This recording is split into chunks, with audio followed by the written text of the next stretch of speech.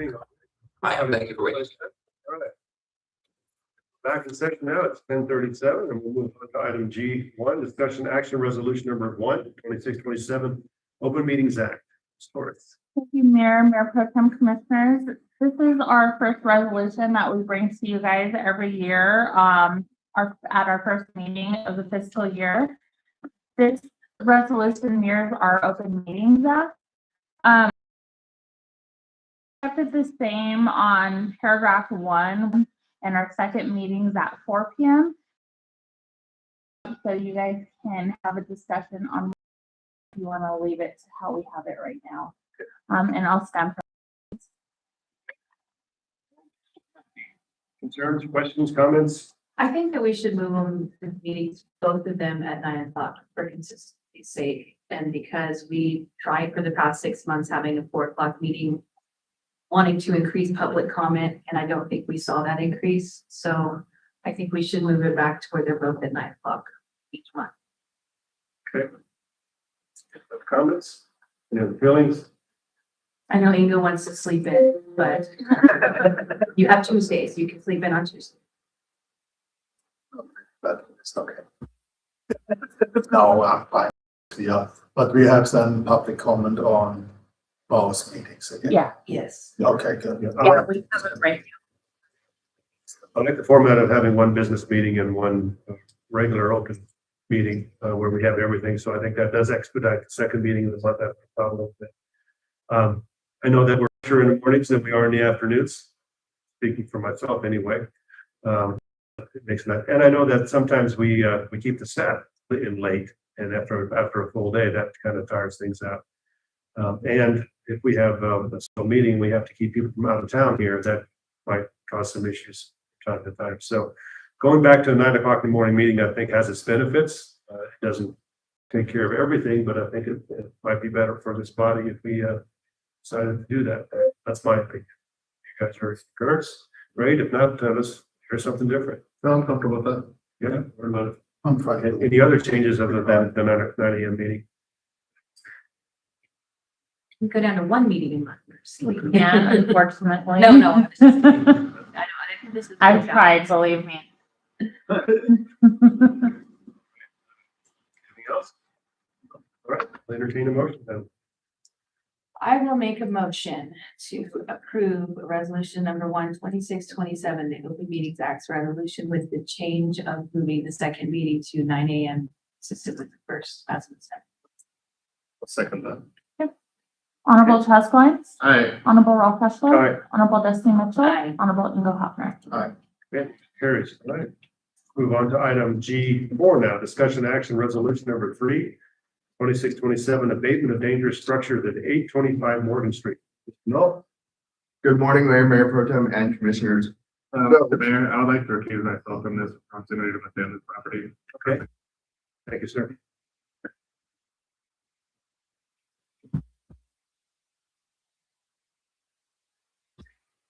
State for the record that Mr. Plans recused himself. Before we start this again, for the next meeting, we have it advertised for 4 p.m. Do you want to start in August or do you want to Let's have one meeting. keep it at 4 until August and then we'll start then? Okay. That's fine. And actually, I'm just thinking out loud. So it'll be our August 12th. August 12th meeting is when it'll begin. I don't think I need to bring back the resolution to the next meeting, do I? Can we just approve the resolution with the change With the being made? change. I think we can let it go with that. Okay, all right. That's what I was thinking. Okay. Keep the meeting for the next. Yes, sir, go ahead. Good morning, Mayor Pro Tem and Commissioners. So the property that I'm bringing before you for this resolution is 825 Morgan Street. This property began its process of being notified of violations on the property, specifically dangerous structure and unsanitary premises, in December of 2025. The property was posted with a notice of violation, and notice of violations were sent to the listed property owner at the primary address and the address 825 Morgan via certified mail. We did not receive responses on those certified letters notifying the property owner, and the property was reposted on December 22nd, 2025 at the address. And again, no response was received. The property is unsecured and is violation of our city code 4-229, specifically section 1 where we have unsecured doors and windows on the property, and section 7 where we have an attractive nuisance to unhoused people, vagrants, criminals, or children. It's just simply not a safe structure to, at the very least, not have boarded up in some manner. Like I said, we've received no response. Attorney Rubin has done a title search on the property. All interested parties have been notified via certified mail. Again, still no response. We've had meetings with Manager Whitehead, Ms. Alvarez, and Attorney Rubin on the property. We feel comfortable moving forward with the resolution.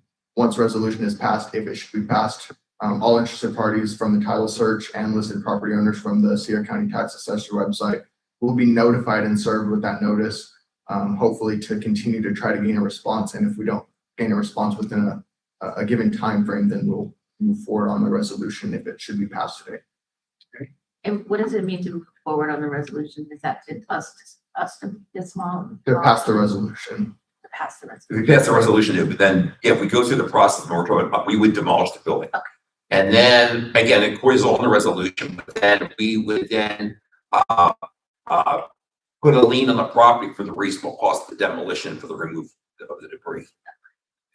I think actually I like Mr. Knoll's presentation, because what we're emphasizing is notice, so important in this case, and that was why we did a title search, because you always want to know who had an interest or has an interest in the property. The title search revealed that there was a gentleman who was deceased and there was a probate opened. The person representative is in Lincoln, New Mexico, I believe. And I believe you sent a certified letter there. It got returned unclaimed, and that's why the resolution says the certified letter was not claimed. Nevertheless, even though we had that happen, if we pass the resolution, then we have to give notice again that we passed the resolution. So we'll try again to get a hold of that individual. The title search also revealed that at one time, the PNC Bank had a mortgage interest in the property. This goes back more than 20 years ago. We don't see there was ever a release, so we will also try to reach out to one of the successor branches, maybe in Las Cruces, for example, and let them know what we're doing. So I agree. And I think, I had a meeting yesterday with Mr. Knoll and Mr. Whitehead. Gary made a really excellent point yesterday. Notification is the key here, because again, it's a very important step. We're demolishing someone's building, so we want to make sure that people are being properly notified, and that's what it's designed to do. And just to further clarify, should we receive a response once we know the resolution has been passed, then we'll hold off at least on my end, and I'll speak with Manager Whitehead and Attorney Rubin on what our next steps should be before we move forward with anything. Yeah, the resolution, once we serve someone, that individual would then have 10 days to file an objection and request a hearing in front of you. So the process, once we go through all this process and there's no action by the other party, we move forward to demolition and cleaning it up, and that price is attached to the value of the property under a lien. Mayor, I'm sorry, go ahead. yeah, no, Jay, technically correct, right? So Right. under section 13.318.5, there's two options, actually. This is a kind of one I went to learn a little bit. We do have an opportunity to ask that if somebody was to demolish it, that particular company could accept the property in lieu of charging the city. So that's an option that we would have available to us, right? But to work it back, let's just say the city did go in and do the demolition, then we would file a lien, but then we would be required to foreclose on the property. So the lien wouldn't become active. So at some point then, in these cases, we would file that lien. Now, again, remember the lien process requires that we file within 4 years. Attorney Rubin and I will be discussing some of the things that I brought back from the municipal league about the length of that lien. But once we foreclose, then the property technically would belong to the city, and we would begin to look for ways to sell it, liquidate it, use it for other purposes. Do we have to wait 4 years in order to do that? No, not necessarily. You could, I'll let. No, I've got 4 years. It's the death. You have to do it before 4 years. So no, we would. If we go to the point where we're demolishing the building, okay, as soon as we have the price tag for how much that cost us, and we have the reasonable cost of the demolition, and the cost of removal of the debris, we would record our lien right away. So it'd be public record in the records. And then it would with our lien. Close it, we want to try and find a buy. So It's in best interest of the city to move these things through as quickly as is reasonable and that we can get it done. Mayor Pro Tem, members of the commission, what we discussed yesterday, we also want to recognize the hard work that Tyler has to do going out and dealing with this. So, but we've asked, again, my concern is notice. We have another process that we did a few months back that we're still waiting for a secondary, we tried on a vacated property. We wanted to reach out additionally to make sure that we were sure. So we're kind of taking that same approach. So again, by passing the resolution today, you authorize the process for us to move forward. The individuals, they have up to 10 days to either come forth and let Tyler know that they're going to begin cleaning it or that they are going to protest. That protest would be scheduled to come to you. So that's going to take some time. You would then make your decision. If they're still not happy with your decision, then they would have an opportunity to take that decision to district court. Right. So if they protest, it will take some time. So what we've kind of agreed here as a team is we're going to give this notification about 6 months. If we don't have, if we still get the same responses by December of this year, then we would begin moving forward then to clean the property up ourselves. We're not going to let it linger, but we are going to give Tyler the ability to have a little more space to find a solution without that. Okay, so we support the efforts here. Thank you. Judgment, I'll entertain. To approve resolution number 3/26/27 for the abatement structure at 825 Morgan Street as presented. No, second. The motion is second, Doris. Honorable Inga Hopner. Aye. Honorable Ralph Eskler. Aye. Honorable Destiny Mitchell. Aye. Okay, motion carries. When you go back and get the lines, please. Mayor Pro Tem, let me, it's things that we say in here matter. Let me also state 6 months isn't a deadline and a term. If we get all the responses back in a month and nobody wants to do anything, Mr. Knoll could present to me and to us, the team here, we would say, okay, let's just go ahead and start it. But we're going to say, if we don't have a resolution in the positive by that point in time, we've given it enough and we need to move on. That's effectively. Sure. Okay. We would take the same approach on the next one you're presenting, so I wanted to present it. Thank you. Move on to item G5, discussion action resolution number 4/26/27. Abatement of dangerous structures at 304 Joffrey Street. That's it. So similar to the last property, and I'll restate just because Commissioner Glines is now here. The property came to my attention in November of 2025. I began my notification process in December of 2025. The same thing as the last property, all interested parties were sent certified letters with the notice of violation, and the property was posted with the notice of violation. Did not receive responses on any of those, and reposted the property again on December 22nd, 2025 with the notice of violation. Since November, we've had reports of unhoused people, vagrants, criminals in the property. Law enforcement hasn't seen that, but neighbors have been reporting it. The property originally came to my attention when the fire department reported a fire at the property and believed that the structure was a fire danger. I was unable to receive a letter of support from the fire department. However, they did provide pictures, and those are all labeled. The pictures that I received from the fire department, they did have a lot more, but I didn't feel the need to include all 150 pictures that they took of the property.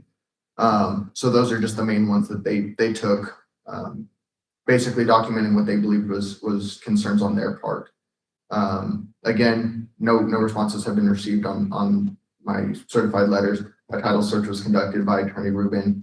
Certified letters were sent again, no responses. However, recently on July 1st of this year, I did go by to get further updated pictures of the property, and I did observe this roll-off dumpster out front of the property. I still have not received a response, but that roll-off dumpster tells me something. However, I believe that we could still go with this resolution and continue to try to get a hold of whoever put that roll-off dumpster and is cleaning it up, and just say, hey, look, we're still trying to get this property cleaned up. This still matters to us. We'd like to work with you on this property as we have the last property. Okay. Attorney Rubin, was there any findings on the title search?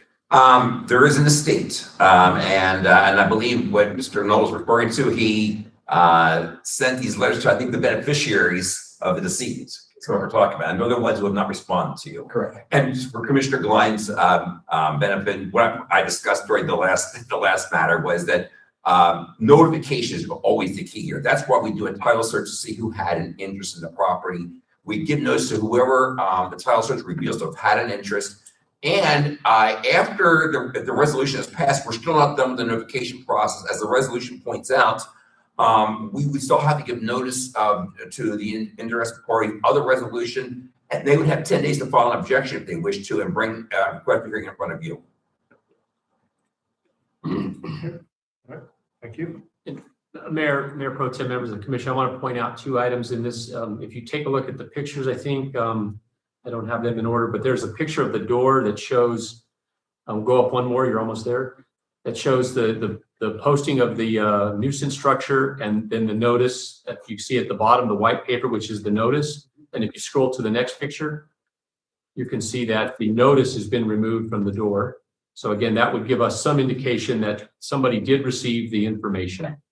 Okay, so that's one step.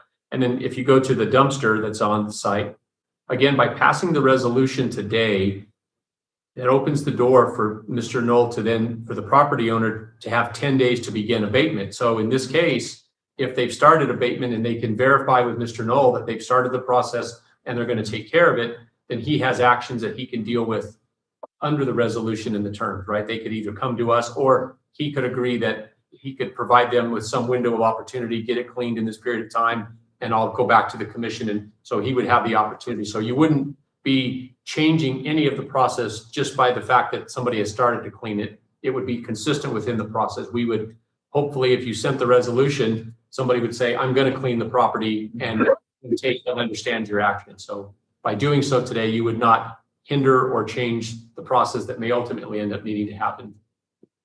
If someone comes forth, what is a reasonable amount of time that we would give them? It would really just depend on what kind of documentation they can provide me. So some people can get things cleaned up really quickly. Some people, it takes a little bit longer. With costs being high, I don't know how much it costs to bring a roll-off dumpster. I'm assuming that's not going to be the only one they need. So as long as they're providing me documentation, then I usually give as much time as they're requesting. Yes, pretty good flexibility then. Yeah, so I Remember do dealing with require, the hour, for instance. right, I do require that anytime they're requesting an extension on time, that they come in and fill out a form, or give me a written request for an extension, provide documentation that I can utilize to show that they're making some sort of progress. Hey, we have a receipt. Hey, we have a landscaper scheduled, or whatever might be needed to clean up the property. So as long as they can provide documentation, give me a reasonable request of time, and provide that written request, then I'm usually willing to work with people on most of these. Thank you. Any further discussion? I just had a question. Could you have called dumpster dudes and asked them, did you guys? So I haven't done that yet. That was something that was brought up in the meeting that I had with Manager Whitehead and Attorney Rubin. We are planning to reach out to dumpster dudes to see if they will provide the information on who requested the dumpster to be placed there. And hopefully I can get in contact with them. And if they're a now interested party that's not listed anywhere else, then we can start notifying them as well. And I'm going to do that as soon as we're done with this meeting today. Thank you. Okay. Any further discussion? Having none, I entertain a motion. I will make a motion to approve resolution number 4, 2627, abatement of dangerous structure at ordinance Jofford Street. I second. Motion is second to start. Honorable Chaz Glenn, Aye. Honorable Ross Hessler, Aye. Honorable Dustin Mitchell, Aye. Honorable Angel Haffner. Aye. All right. That concludes our regular agenda. Now I'll entertain a motion to move to executive session, which is item 1, any litigation. Sean Barnes pursuant 10-15-187. We'll move into executive session as soon as the room is cleared. And I will recuse myself from this particular Second. meeting. Honorable Dustin Mitchell, Aye. Honorable Angel Haffner, Honorable Chaz Glenn, Honorable Ross. Aye. There it is. And 15. Steve, if you can call. Will do. Hey. Thank you.